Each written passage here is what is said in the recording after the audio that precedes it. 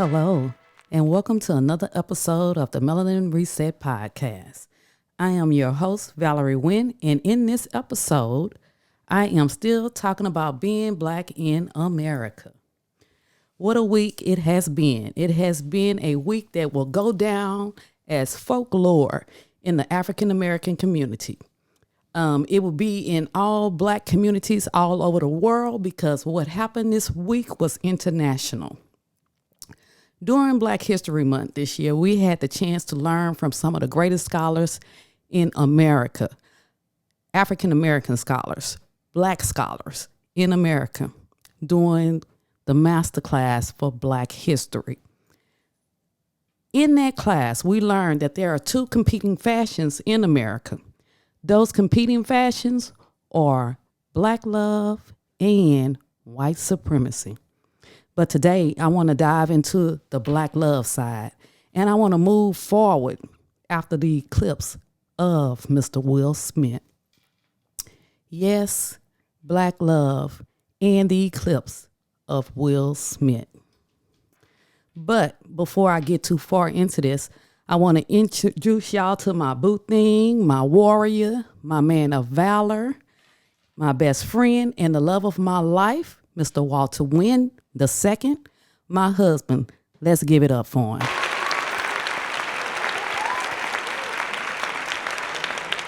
All right. So, how are you doing?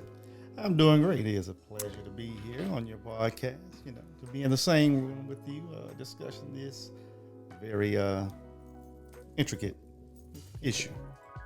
A little closer. Yeah, this is my first time. So I have to get the cap. That's all right. That's all right. Yes. So it's a pleasure being here. So how is your day going so far? The day is going great. I can't complain. Things are going well. Everything is fine, and it's great. Well, all right. Well, thank you for joining us for this podcast. I value you and your perspective, and I'm honored to have you here with me for this episode. So, are you ready to get into it? Let's get into it. All right, well, let's go. So there's three things we want to talk about in this episode. And this episode is entitled Black Love and the Eclipse of Will Smith. So we want to talk about these three things. We want to talk about what happened, why it happened, and how to move forward. Again, we want to talk about what happened, why it happened, and how to move forward. So, as we have seen since Sunday with the Oscars, this story has been fluid. It has been all over the place, and it keeps evolving every day. So just to give y'all a little background information, Walt and I, we were sitting down Sunday enjoying the tempo and the excellence of the show. We were admiring the glitz, glam, and the entertainment of Hollywood's biggest nights. I was sitting there, as I always do. I was just enjoying the celebrity representation of what we embody daily, which I call Black excellence. This year's award show stood out from the rest since it was very diverse and inclusive. We had three women hosts, Regina Hall, Amy Schumer, and Wanda Sykes. We had an all-Black production team with Will Packer as the show's producer. And Black Hollywood and excellence was there in its fullness, and we were proud. So, just to do a little recap of the night, Ariana DeBose, an Afro-Latina, won Best Supporting Actress for West Side Story. Amir Questlove Thompson won Best Documentary for the Summer of Soul. The Summer of Soul documentary. If you haven't seen it, it is part music film and part historical record. It was created as a powerful and epic piece centered around Black history, culture, and fashion. It took place in the summer of 1969 at the Harlem Cultural Festival, which was like 100 miles from Woodstock. See, we've heard about Woodstock, but we've never heard about the Harlem Cultural Festival. So anyway, the footage was found and somebody gave it to Questlove. It was filmed in Mount Morris Park, which today is the Marcus Garvey Park, and it was never seen footage, and it was forgotten until now. And he did an excellent job putting it together, and it deserved that Oscar, and it deserved that moment. So if you haven't seen Summer of Soul, check it out. Another Black win of the night was the best documentary short subject for a movie short called The Queen of Basketball. The short was a story about one of the greatest living women basketball players who won 3 national trophies, scored the first basket in the women's Olympic history, and was drafted into the NBA. Now, her name was Lucy Harris, and the filmmaker is Ben Proudfoot. And you were telling me that who had something to do with that? The 2 executive producers of that documentary was Shaq and Steph Curry. Okay. So another win that, was eclipsed by Will Smith. But to keep going, we need to talk about the Black production team that I mentioned earlier. Part of that team was Shayla Crown and Will Packer. And they were the first Black African Americans producing duo in the Oscars 94-year history. Okay. As I mentioned before, Regina Hall, Amy Schumer, and Wanda Sykes hosted the show, which was the first time hosting the ceremony for each of them. And they made history being the first female trio to host the biggest night in entertainment. Now, we know Amy Schumer isn't a sister, and she done came out with some things, saying some things about the show, but we just gonna ignore that. The people that I'm highlighting are Regina and Wanda, and y'all know why I'm highlighting them. Then we had Beyonce Knowles Carter, who went to a tennis court in Compton, California to record the opening performance of the night for her Oscar-nominated song "Be Alive," and Blue Ivy, along with the film King Richard actresses Sanaya Sidney and Demi Singleton, and the Compton Cowboy Junior. I cannot say that word. Starts with an E. Equestrians. Okay, thank you, sweetheart. You're welcome. They were all there to film with Beyonce. It was a beautiful way to honor the Williams sisters, the Williams family, and the film itself. And in addition to them, the legendary Fatima Robinson, she's a choreographer. She worked with Beyonce to choreograph the performance. And if you don't know who Fatima Robinson is, back in the day, she used to do a lot of videos and stuff that we saw on BET when we used to watch AJM Free for my generation. I don't know who the younger generations used to watch. But anyway, just to fast forward it, she was also the choreographer for the Super Bowl halftime show for this year. She worked with Dr. Dre. Okay, so let's give it up for Fatima. Hats off to her. And lastly, but not least, Will Smith. Will Smith won the Oscar for his role in King Richard. And so those were some of the tremendous achievements, wins, and moments for the Black community. But in my opinion, from my perspective, and look like the perspective of the world, my boy Will Smith eclipsed it all. So let's rewind to the moment before all the air was sucked out of the room. Comedian Chris Rock took the stage as the presenter for the best documentary.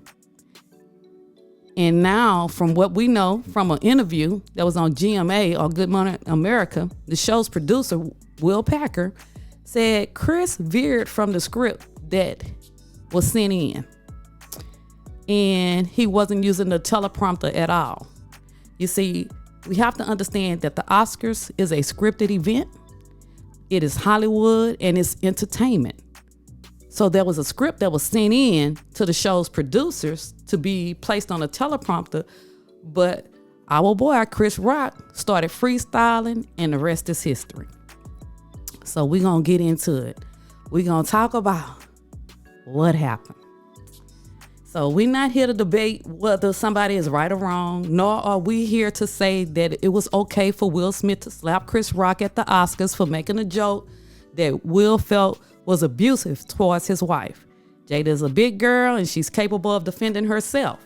But It is what it is, and Will issued a formal, public, and written apology to Chris, and Will has resigned from the Academy, being that his actions eclipse so many other moments and so many other people's chance and opportunity to shine. At the same time, Chris' off-scripted joke towards Jada was inappropriate and hurtful. When Chris decided to freestyle instead of sticking to the script, he caused additional emotional and probably painful memories to resurface for Jada, all in one instance. There's a little nursery rhyme that we were taught as kids that goes, "Sticks and stones may break my bones, but words will never hurt me." I'm here to tell you that sounds good, and it's good to say. It's a good way to deal with what may be considered trauma at the time, but it's simply not true. Words have meanings, and words can be abusive, and they can be violent connotations depending on how you use them. And such words can be damaging for a lifetime. In regards to the Oscars, Chris' words were violent and Will responded violently. As a result, their actions has caused all of us psychological harm. We are all traumatized by having to witness that foolishness, because that's what it was. It was foolishness. So, y'all know the saying, hurt people hurt people. So, with that being said, what I witnessed was damaged people, and I would even veer to say that we all have been damaged in some way or another during our lifetimes. In saying that, though, we may not be responsible for how we became damaged, but we certainly are responsible for the healing. Okay? If we love ourselves, we will do the work it takes for us to heal.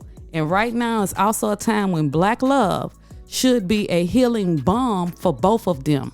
Well, all three of them, Chris Rock, Will Smith, and Jada.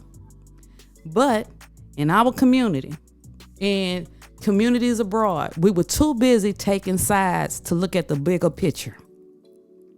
If we look at our community as a healing balm, then we will be able to do the work. If we look at our community as a place for healing, we wouldn't be taking sides. I've heard so many of us this week saying, I'm Team Chris, I'm Team Will, I'm Team Jada, I am Team Black Love, I'm rooting for everybody Black. So we have to do the work. We have to do the work. So that fiasco that we witnessed on Sunday was more about acceptance than anything else. It was about acceptance. So we're going to point out some of the nuances of why it happened. That's what I'm saying. I totally agree with you. The thing is, in our community, we have to stop especially when we have two in our community that are at odds with each other. We have to stop saying, well, I'm team this or I'm team that, because what it does, it causes division among our community. And nobody wins. No one wins with that happening. So we have to break it down, figure out what's happening, root for what's right. Yeah. So let's look at some of the nuances of this thing, because it was all over the place. I mean, there are no wrong opinions and there are no right opinions.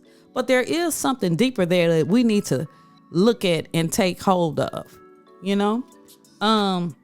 When people act out of character, it's a good way to explore what's really going on. That should be automatic. Hey, what is going on?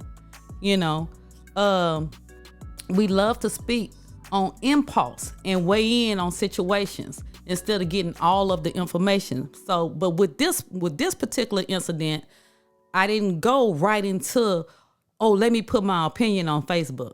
I was in shock. I'm like, did this boy just slap this man? You know, I was in shock, you know, and then a flood of comments came to that post because I did post that on Facebook. Okay. But we need to allow space without judgment. And what I wanted to do was allow Will the space and allow Chris the space without judgment just because I love the brothers. You know, again, I'm rooting for everybody black, and I love them. We needed to dig deeper because it was out of character for Will. Yeah, it definitely was, because, in the past, we haven't seen him behave in such a manner. He's usually been the guy that's been under control, can control his emotions, can control the things that he said. But if you look at that night, we've seen a totally opposite person that we've been seeing in the past several decades since he's been in the entertainment industry. So the thing is, we have to look at what made that occur. It wasn't, I feel that, and we've discussed, it wasn't just something that happened that night that caused it. It had to be something that was building up in his life that caused him to trigger that thing. Mm-hmm. So, and I think when we come with a opinion too soon, especially when it's a strong opinion, y'all know me, I have strong opinions. But I think sometimes when we come to opinion based on impulse, we can limit our scope of things, and we can limit to just looking at the things through our own experience in our own prism. And when we do that, we don't allow ourselves to grow. Okay, so we had to dig deeper with this thing. And so while we can explain Will's actions, or what we think Will's actions are, no, we saw what he did. He slapped that man. So while we can explain Will's action, that doesn't mean that we are co-signing to it or that we are endorsing his actions. What it means is that we are extending grace to him. And at the same time, we have to extend grace to Chris Rock for the joke. And that was hard for me. That was hard for me. I'm gonna be honest with y'all, because I have a problem with Chris Rock from the jump. Let me just be honest. I have a problem with Chris Rock from the jump. There was a lot of things being done here. So when we look at the personal history that was playing out on stage, then yes, we can start with Chris Rock. Okay. And in starting with Chris Rock, I'm gonna share with you guys what I've shared with my husband here. In 2009, Chris Rock did a documentary called Good Hair. Yeah. And in that documentary, he talked about alopecia. He talked about wearing wigs. He talked about women who wore weaves. He talked about women who chose to wear their natural hair. He talked about it all. He covered the spectrum. He even went in so deep into that documentary, how they make weave, where the hair comes from, cutting up the Indian women hair, and so on and so. That documentary was deep. But I told my husband, because I had purchased the documentary, that's when everything was on DVD. And I told my husband, to me, he took several swipes at black women, and he was punching downward, to black women, comparing us to the dominant culture standards, the European standards. And my thing was, at what point as sisters do we just say, okay, the disrespect, we're not going to tolerate it anymore? And for me, that was my moment with Chris Rock. I decided at that moment, no, I'm not going to tolerate the disrespect from Chris Rock anymore. That was my moment. But so I had an issue with Chris, and I took issue with the joke that Chris made at the Oscars towards Jada, knowing her struggle of alopecia, because she made it plain in 2018 that she was struggling with it, how clumps of her hair was coming out, and we don't know what happened behind the scenes with her and Will, and him being by her side as she was, accepting that part of herself. In 4 days, we've learned through our research, 4 days prior to the show, Jada had put out a video that said she didn't care what anybody thought of her bald head. Yes. Okay. So at the Oscars, when Chris joked about it, the joke was abusive. It was seen as violent. But when we look at the entire history of Chris Rock with the Smiths, Jada and Will, we're gonna go as far back just to the 2016 Oscars when the Oscar So White thing started trending. Jada Pinkett Smith was the founder of the Oscar So White hashtag because she decided that it wasn't enough diversity in the Academy for them to make a reasonable assumption for the film that Will had did called Concussion. And that started trending. Black Twitter took it over and it became a thing. And the only person left that we needed to get on board to make that successful was Chris Rock. They got a hold of Chris Rock. Chris Rock basically told Jada and Will, I'm not doing that. I'm a black man in Hollywood. They want me to host this show. I'm not doing it. So he didn't get on board, and I think they had a problem with him then, and I think there was some contention there with their relationship from that point on. Yeah, I can agree with you because when you look at 2016, that was Oscar So White, Oscar So White. That's the hashtag that you continually seen during that time. But the thing is, if you look at both sides during the 2016, with their boycott of Oscar So White, and with Chris Rock saying no, I'm not going to contribute to that, or I'm not going to do that, and him hosting the Oscars, look where we are today. Look what came about, because what we had in the last 2-3 years, we hadn't had.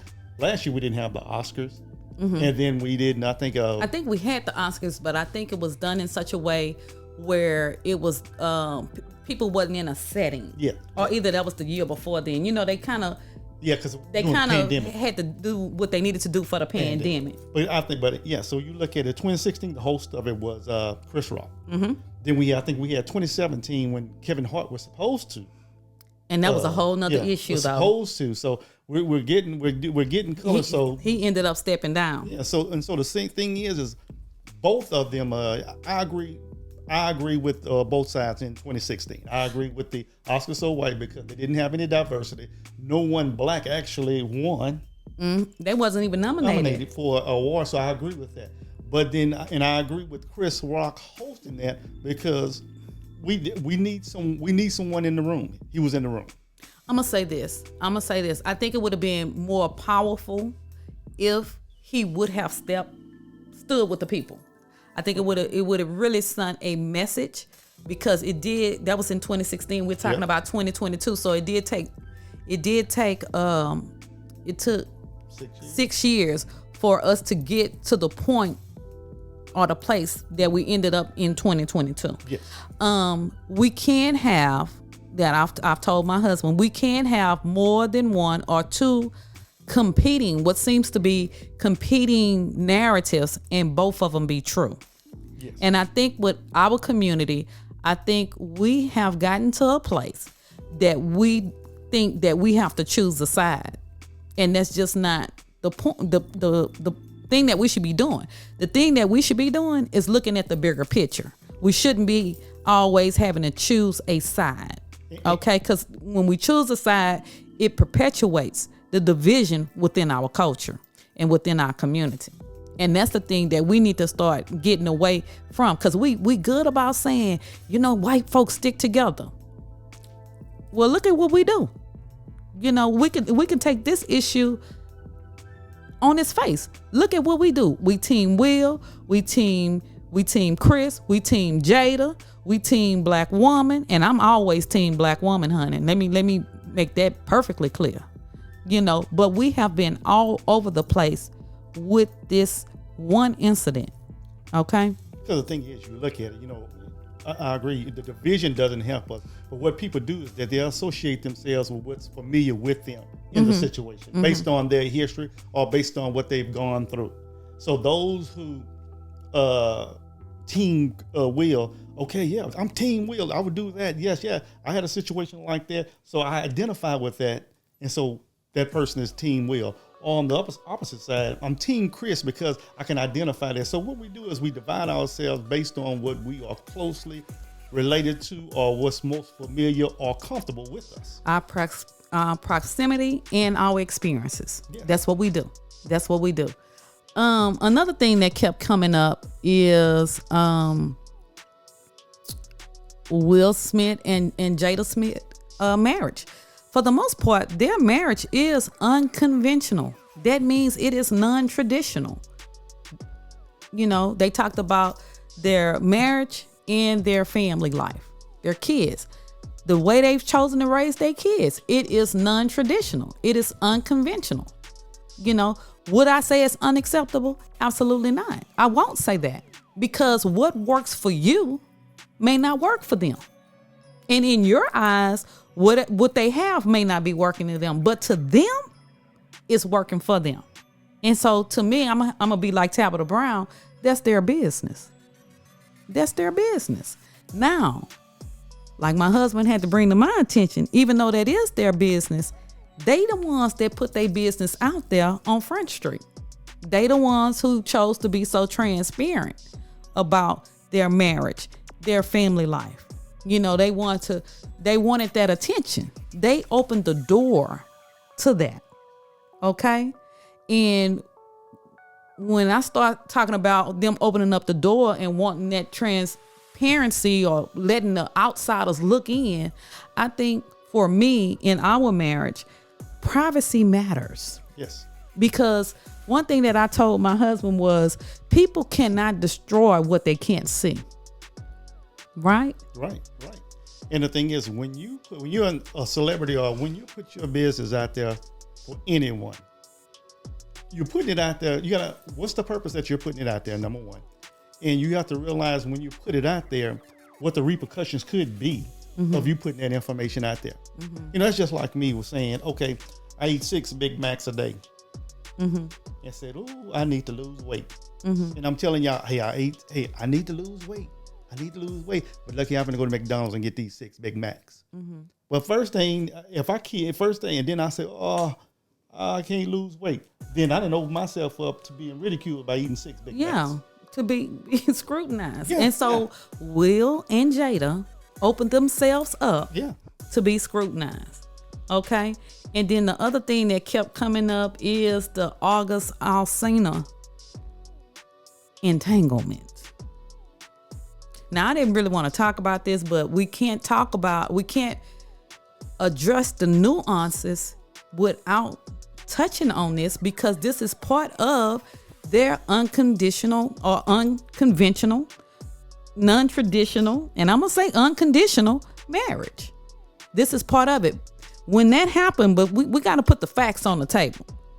When that happened, Jada and her entanglement, her and Will were separated with no intention of getting back together. They thought it was over. And you guys can look up the interviews both of them gave during that time, and you'll come to the same conclusion. Okay. And they even admitted that on the Red Table Talk. Now, because we talking about the Red Table, I'm going to let my husband say what he wanted to say about that.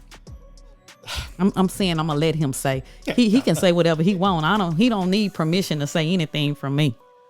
If you have to look at from a man's point of view. I'm looking from my man's point of view. You know, if my wife was involved in an entanglement, we're going to keep that to ourselves. Because the thing is, you look at that situation, even though they may have had an agreement during that time, when you look at that conversation that they had with each other at the Red Table Top, it was not a comfortable conversation for Will. It was comfortable for Jada, but it was not a comfortable, from my point of view, it was not a comfortable conversation for Will, because he was like he just got smacked in the face with a brick. And so the thing is that you put that information out there because, like me and you talked before, as a couple, you know, you have to keep things to yourself. Any person, if you don't want it out there, if you don't want people to ridicule you, if you don't want people to make memes out of you, if you don't want people to talk about the situation, simply don't say anything in public about the situation. Don't say anything. And I'm gonna say this to you. Whatever agreement they had in their marriage, that is on them.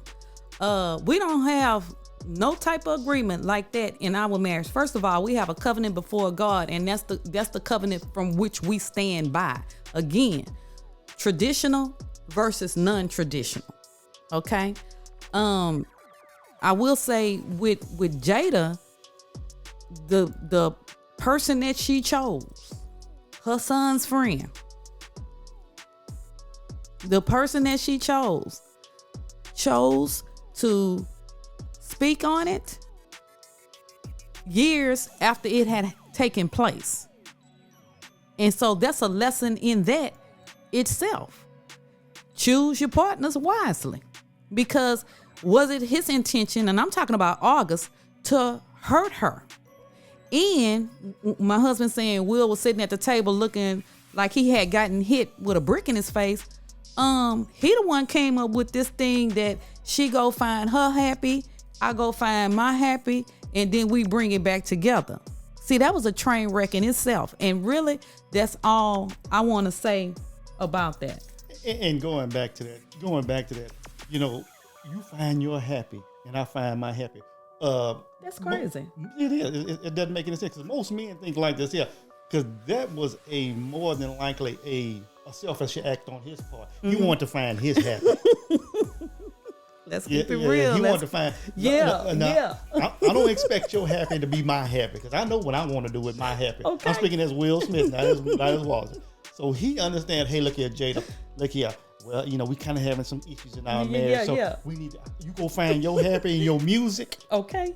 And I'm gonna go find my happy with this chick over here. In these movies, I'm gonna do what? Because it was rumored. Yeah. It was rumored of what he had going on.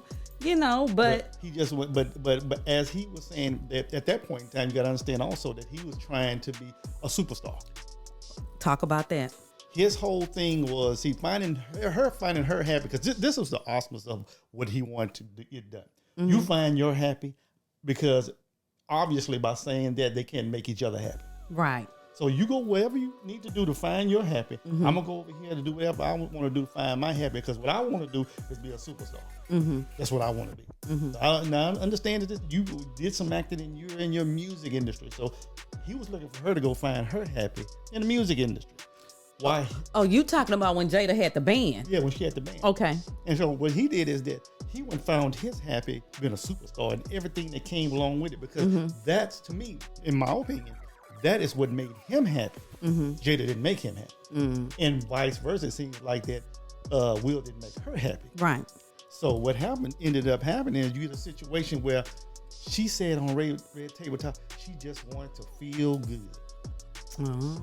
When he asked her that. Yeah. Well, yes. Okay. She just wanted to feel good. So August was a thing to make her feel good. Okay. So August because the only thing that we seem to find out through this situation that made her happy and feel good was August. Mm-hmm. So here he is sitting at the tabletop in an agreement that he made with his wife that he possibly could initiate it. Okay, I'm gonna say this. Okay. They have denied that Will, because August said that Will knew about the situation and he approved of it. But they both, Will and Jada, have denied that. Yeah. And so the thing is, because the thing is, you look at it, you just look at the red tabletop. And that's okay, maybe August meant, Will was okay with it because he did tell Jada to go find her happy. Yeah. And they were separated. Now, and just think about it. Doing that red tabletop talk, excuse me, mm-hmm. She said that she was in an entanglement. Mm. And Will said a relationship. Yes. And she said yes. Relationship. Yes. Will was like, let's keep it 100. Let's keep it 100. Mm-hmm. Let's keep it 100. And so that situation, and let's be honest with you, they're not the only couple in the celebrity realm that has that type of relationship. Mm-hmm. But they are one of the few couples that allows their relationship or the interworkings of their marriage to be placed on Front Street. Right. And so by doing that, you know that kind of had people looking at them in a different type of light, which I think is all culminated from everything that's going on. I'm not gonna say a different type of light. I'm gonna say a different perception. Yeah, people have a different perception about them because, as far as that goes, there's not a lot of respect there. No. And the thing is that it's hard to give away respect and then want to give it back. Now, in one of our conversations, you was telling me about moving as a unit. My husband loved to tell people, like Fabulous, say, I'm a movement by myself, but I'm a force. When we're together. That's what Fabulous said. So we were talking, and I was telling her, I said, well, just think about it. I said, let's look at celebrity couples. Mm-hmm. I say, and let's look how they move. I say, let's look at Denzel and his wife Paula. Mm-hmm. Let's look at Sam and his wife. Mm-hmm. Let's look at Magic Johnson and his wife. Mm-hmm. You look at these people and they move a certain way, and they're not attacked like that because, number one, they don't put their business out there. Mm-hmm. And number two, you have to let people know, people only go as far as you would let them go. They will only do what you allow them to do. Mm-hmm. And if you continuously allow somebody to abuse you, talk about you, and not take a shot back, guess what they're going to continue to do? Mm-hmm. And so my feelings have always been is that I'm gonna allow, you're only gonna do what I allow you to do, and I'm not gonna let you do too much. Yeah. I don't believe you're not gonna talk any kind of way to myself, my wife, and my family without me responding. It's not if I'm gonna respond; it's just when I'm going to respond. Exactly. One other thing that we need to touch on is we had a lot of people saying that Jada is toxic. Now, I the reason why I brought my husband onto this podcast, the reason why I asked him to come and join me, is because I wanted a man's perspective as far as Will, because we talk about the feminism, but we also have to talk about the masculinity. So in talking about the masculinity, I have to ask the question, what was Will defending? Because the thing is, violence is never okay, except, because there is an except. There are some instances where physical violence should be expected. However, I think with Chris making that joke, even though Jada has alopecia, that type of response was not merited. That's how I know Will had some other things going on, and that's how we all should understand that Will had some other things going on at that moment that caused him to be triggered. Some people were saying it's because when he looked over at his wife. Now, I had a problem with that. I had a problem with that because I am the wife. It's just me. I am the wife, and my husband knows me well, that even in his moments where I see that he's angry, I'm going to always think about, I need to protect my king at all costs. I didn't see that with Jada. That was supposed to be Will Smith's night. It should have been Will Smith's night. And that means, as Will Smith's wife, she should have did, this is just me, and this, I'm looking at it through my spectrum, okay? I'm not looking at it through Jada's spectrum, okay? And because I'm going to give y'all Jada's spectrum in a minute. I'm looking at it through Valarie Winn's spectrum. If it had been my husband on his biggest night, I don't care if it was a violent joke, I would have did everything in my power to make sure my husband shine, make sure my husband win, because when he win, I win. We all win. We're a force. And I understand that assignment. I understand who I am. So being that I understand that assignment and I understand who I am, then guess what? I'm going to do what it takes to make sure that he doesn't do anything to damage himself, to damage his reputation, or to damage our livelihood or our life. I don't want to be in the news You know, if you're going to talk about me in the news, I want y'all to be talking about the achievements. I want you to be talking about the Black excellence. Yes. Okay? I don't want to be in the news for something like this. Okay? And if Jada, because she's Will's queen, and it ain't nothing, none of us can do anything about it.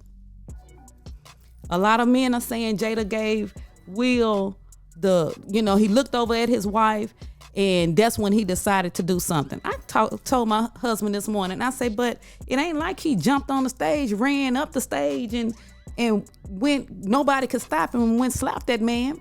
What Will did, I haven't found the video yet that shows Will looked over at Jada and she, gave him some type of eye or something. I haven't found that, and Will got up and Chris Rock said, uh-oh, Will wasn't running. Will nonchalantly walked up to Chris Rock. Chris Rock was leaning forward. He was not in a position where I need to, step back. We finna fight.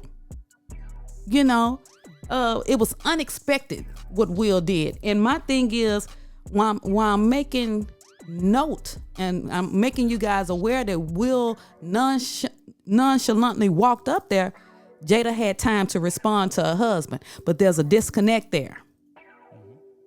There was a disconnect there because I would have said Walter, and Walter would have heard me. But they have some women that inbox me and said, Val, it doesn't matter how when your husband see red, there it is. Okay, when your husband see red, but was Will Smith walking like he saw red? No, because I can only tell you from personal experience. Okay. When you see red, they've been together 25 plus years. Mm-hmm. We've been together 29 plus years. So if we're sitting somewhere in that type of or anywhere in that type of environment, and somebody says something, you know exactly what I'm gonna do. Right.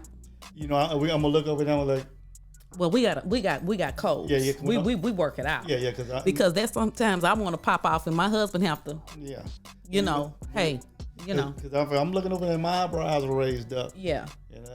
It is. Just hold tight. Mm-hmm. But I can say, I've been in a situation or two where I've in my past days, I've slapped a couple of people. Yes, I've heard all the stories. Yeah, and I've I've not gotten upset by someone saying certain things about you. And I've had to step in and be like, yeah. So I can understand it, but this is when I see red. I can only speak for myself. I can't speak for anybody else. Mm-hmm. My red bills.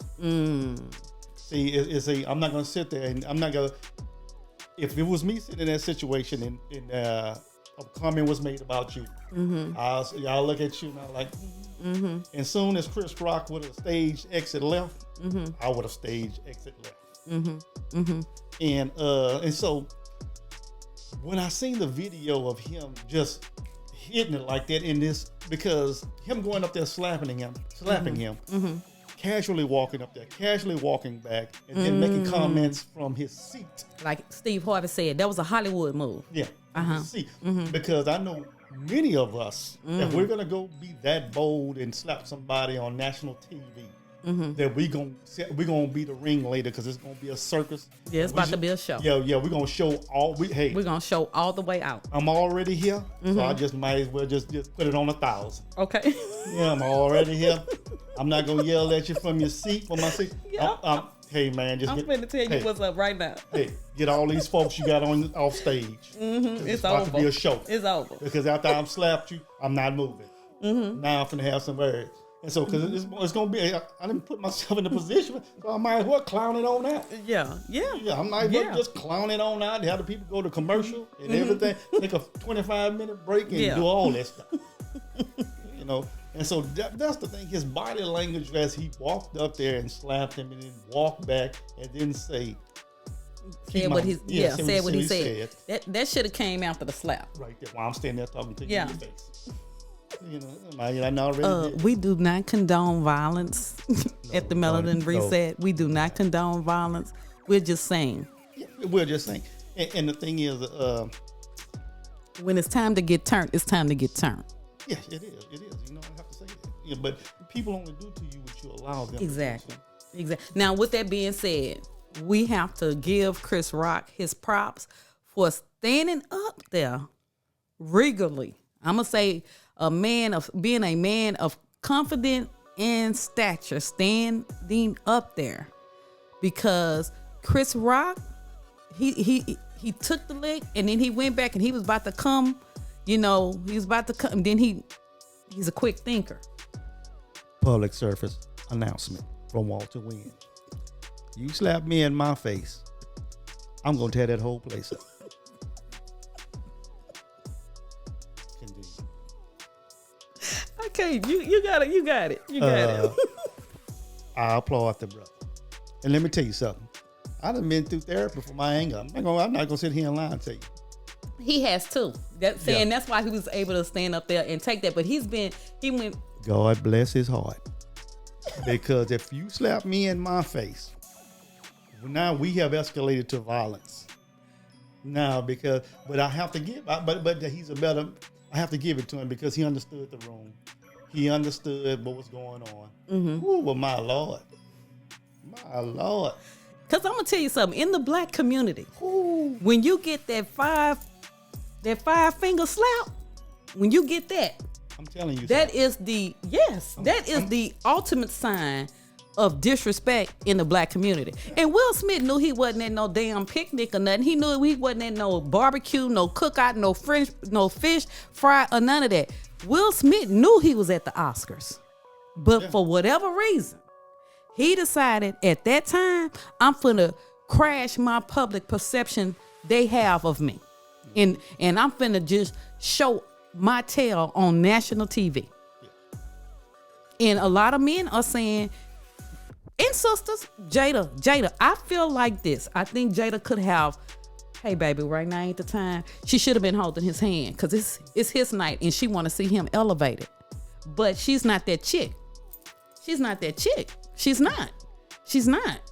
You know, I love her, got black love for her, want to see her do her best in her life. I mean, they doing the doggone thing. This has brought awareness to alopecia. But I'm gonna say this because, you know, I had to wrestle with this because, like I told y'all at the beginning of this podcast, Chris Rock is not one of my favorites because I feel like Chris Rock plays to a white audience. Chris Rock became famous by doing that joke, that bit, you know, I love black people, but I hate the N-word. Okay? And he did that to make, to me, white people comfortable around that type of language. And like the N-word is okay. You know, I know a lot of white people, again, another nuance, they always question, why can't we say the word and they can't? Because it's our word to say. It's our word to say. We know it's not a good word or any of that, but Chris Rock made a joke. That's how he became the comic that he is. I love black people, but I hate the N-word. And let me tell you something. I love all black people. Okay? Period. Love them all, including him.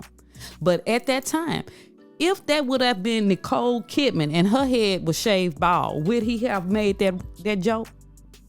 So the thing is, would Will have went on the stage if Billy Crystal had made that joke? No, this is something that has to do with the black community. Period. We can't look at the white community with this. And also, we had some extremes going on the internet. Will Smith, if that was Betty White, Will Smith could have killed Betty White. Listen. Now y'all know that didn't come from our community. That type of nonsense. Cause who gonna slap Betty White? Nobody. She gone to glory right now.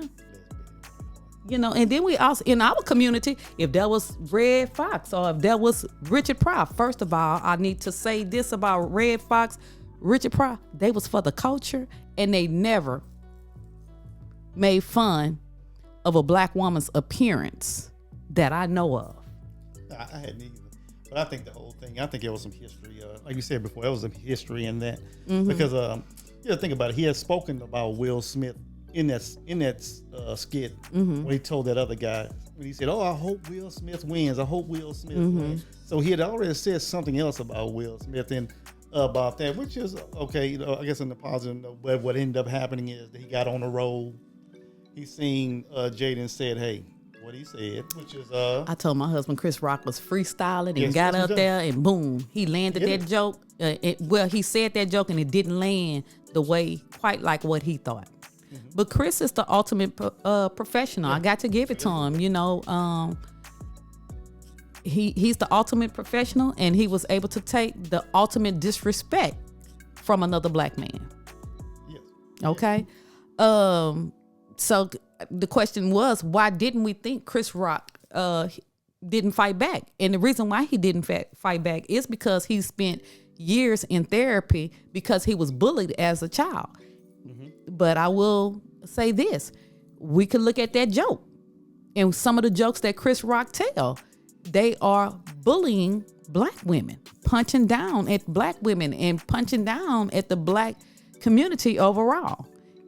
You know, some people have said he's a sellout. Some people have labeled him a dangerous comedian. I think the dude is funny, you know, and right now that video they have of him showing up at his first show, I told my husband, I don't like the way he looked. And I get it's only seconds, but you can tell this is messing with him. You can tell, and I'm sure it was triggering to him because he was bullied. And Will Smith is much bigger than little bitty Chris Rock. Okay, so I know this is messing with him, and I know Chris Rock will get the help that he needs. That I don't have a doubt about. I do, however, hope that Will gets the help that he definitely needs. Just think about it. Just think about the strength it took for Chris Rock to go do those shows after being slapped. Because you know you have to address it. You know you have to say something about it, and you know people are talking about it. And for him to continue on and say, okay, in 2-3 days I have a comedy show that I have to go and do, and I'm gonna have to address this, and the way he handled it, the way he addressed it, I applaud him because he was a professional. Now, we hadn't seen Will since he partied at the Vanity Fair. But I didn't see him at the Vanity Fair party. You was there? Wait, they showed pictures. I'm just saying. They showed pictures. He was like, no. Yeah. He was getting jiggy with it. Yeah.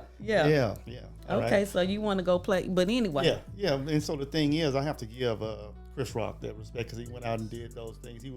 He was a consummate professional in the area after he got smacked. But Chris Rock went to a couple of shows too. But that's Hollywood. Yeah, that's Hollywood. That's Hollywood. I mean, you know, that's how they do. You can a black man can walk up on the stage, slap another black man. Black man go sit down in the audience, and at the end of the show, he win the Best Actor award. Go up there, give a speech, and then go to the parties, then go home. That's some Hollywood type of stuff.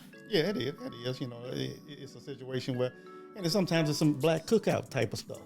Hey, let me tell you something. At the black cookout type of stuff, yeah, the music wouldn't even got turned down. We would have looked over there and kept the party going. Okay, so the party, you know, kept going. But that's the personal level of it. Now y'all know me. I'm the realest home girl. You know, I'm gonna keep it real with y'all. But so we gotta dive a little bit deeper into this. What we also saw on that stage was American history of white supremacy being played out.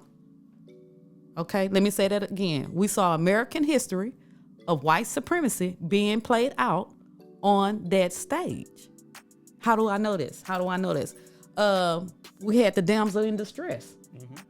Y'all remember all the Western movies we used to watch as kids? Yeah. The damsel, Will jumped up to go save the day. You know, they be on Will about the Wild Wild West. I better be careful. Yeah. They be on Will about the Wild Wild West, getting paid $20 million for that. But anyway, that's Chris Rock. It's the truth though. Damsel in distress. Okay, his damsel was in distress. Yeah. Okay, his damsel was in distress, so he felt like he needed to get up and go save her for whatever reason. Okay, and then when they were interviewing Tiffany Haddish, y'all need to look that up. That girl there is crazy. When they was interviewing Tiffany Haddish, she said it was the most beautiful thing that she had ever witnessed. She said there are still men out there that love and care about their women. their wives. Now, that comment in itself, is rooted in white supremacy, in slavery. Don't get me wrong. There's nothing wrong with her comment, but we got to dig deeper as to why she said that, because for whatever reason in our community, we tend to not see black men defending black women. And so what we tend to say is protect black women at all costs. True. Go ahead. Yeah, because we've seen a beautiful display of someone standing up for a black woman with Cory Booker and Ketanji Jackson Brown in the confirmation hearing. When he threw her, when he knew that she felt some type of way, deflated, and he threw her a lifeline, and he laid it out like that. And as black men, that's what we have to do. We have to do that, because if we don't do it, who will?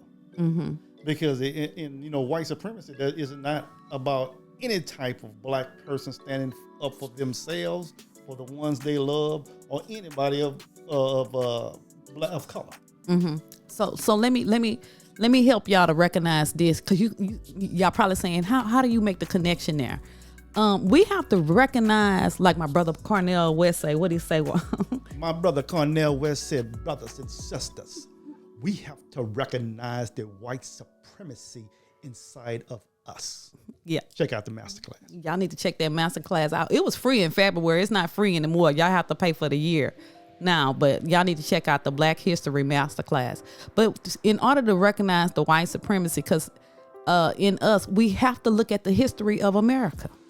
Okay? And there's a history in America in which black men in particular have been consistently de-empowered. Okay? When it comes to defending themselves and defending their families.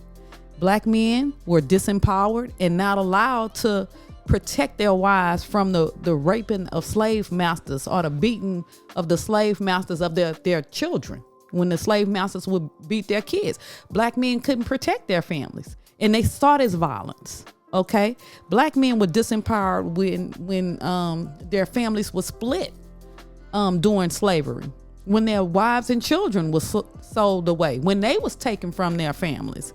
Okay, black men were disempowered when their ability to provide financially for themselves and their families was taken away by economic marginalization and discrimination set up by the structural racism in this country.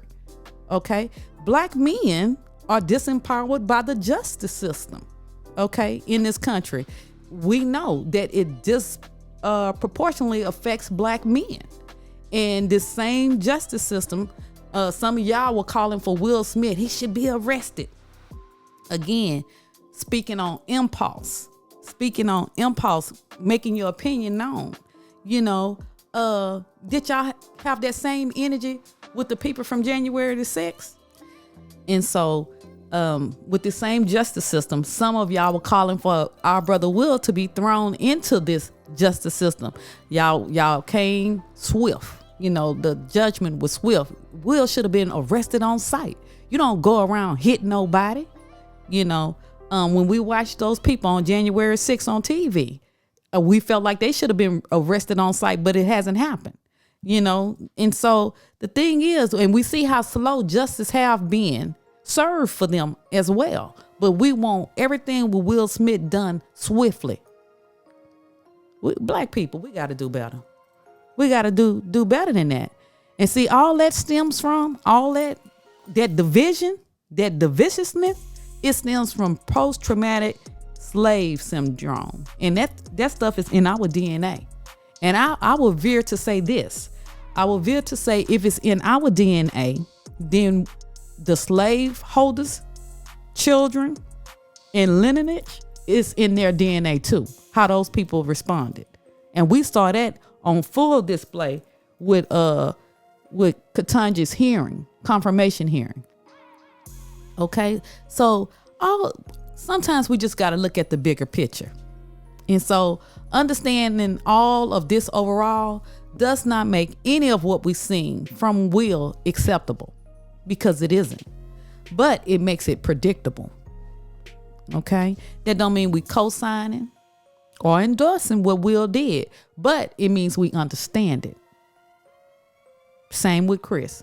We not co-signing or endorsing his joke, but we understand how you can get caught up in saying stuff and end up regretting it in an instance.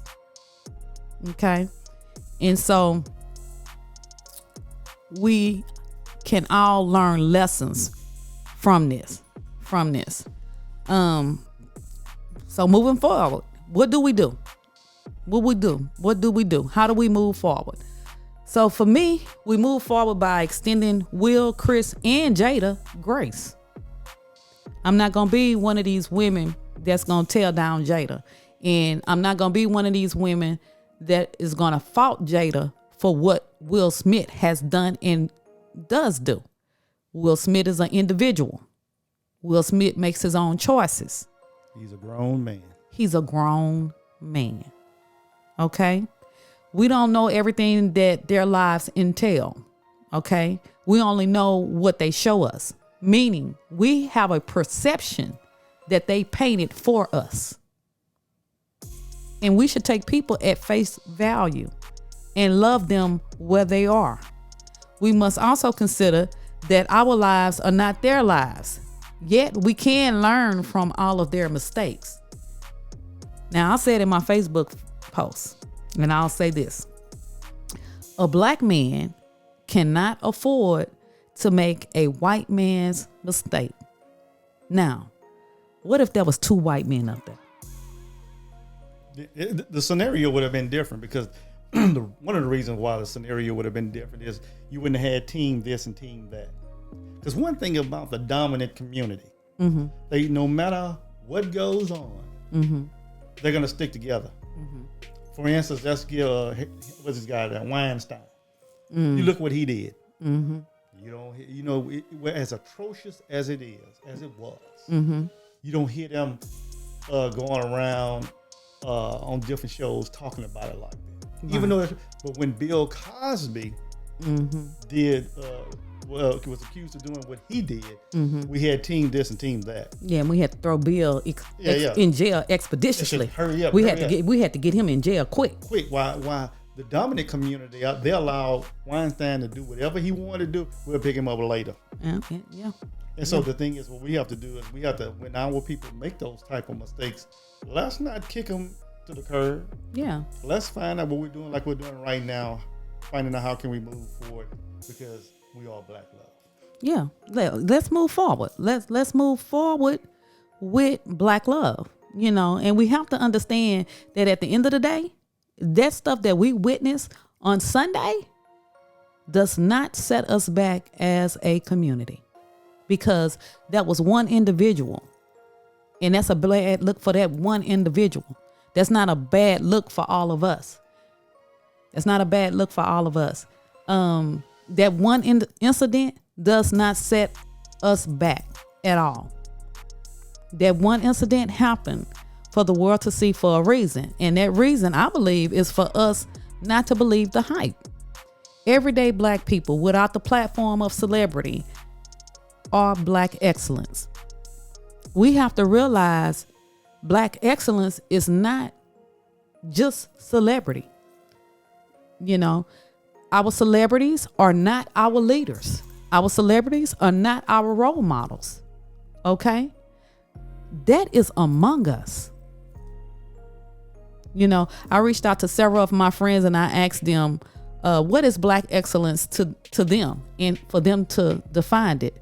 And all of them came back with different answers, but not one of them said black excellence is celebrity.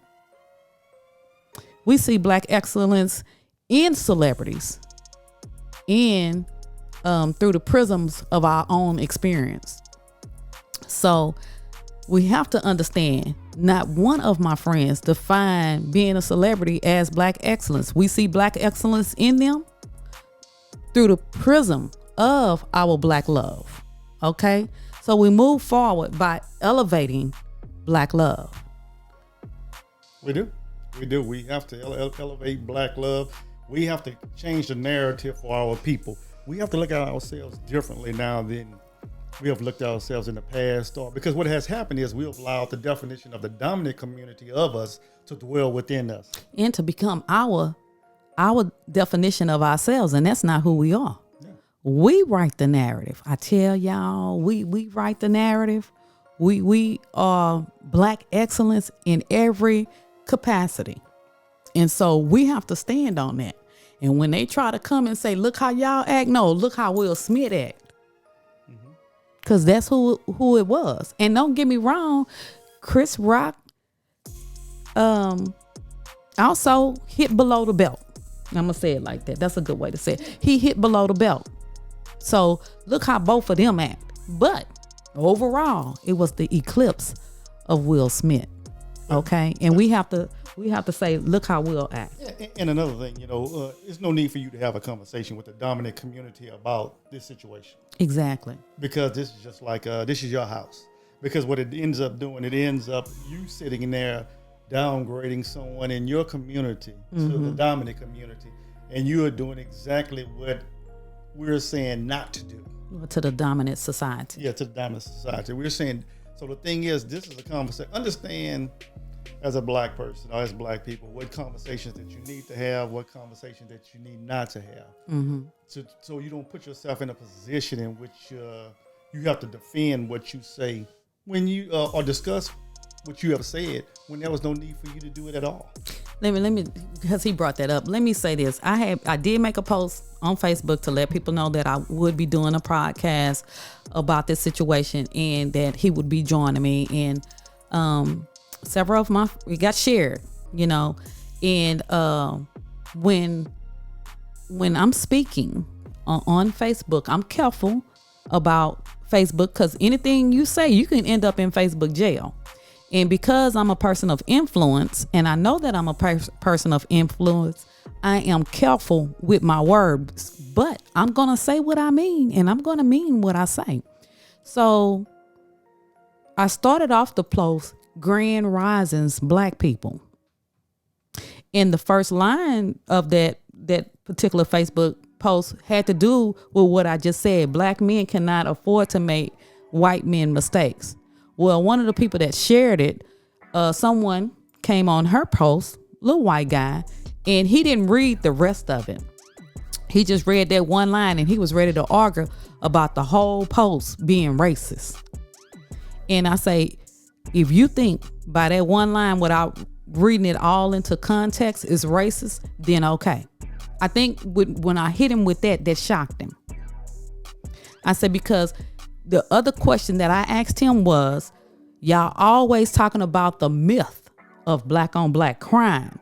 But when we deal with it and we want to deal with it within our community, y'all want to say, because we didn't word something the way that y'all would like for it to be worded, that it's racist.